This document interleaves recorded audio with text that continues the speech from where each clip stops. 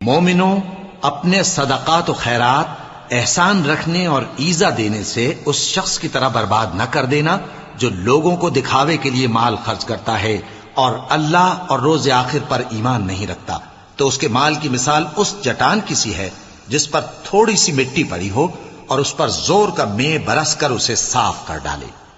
اسی طرح یہ ریاکار لوگ اپنے اعمال کا کچھ بھی صلہ حاصل نہیں کر سکیں گے، اور اللہ ایسے ناشکروں کو ہدایت نہیں دیا کرتا۔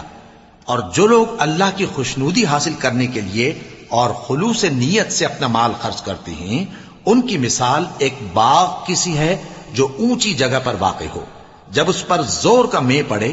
تو دگنا پھل لائے، پھر اگر مے نہ بھی پڑے تو خیر پھوار ہی صحیح، اور اللہ تمہارے کاموں کو دیکھ رہا ہے۔ بھلا تم میں کوئی یہ چاہتا ہے کہ اس کا کھجوروں اور انگوروں کا باغ ہو جس میں نہریں بہہ رہی ہوں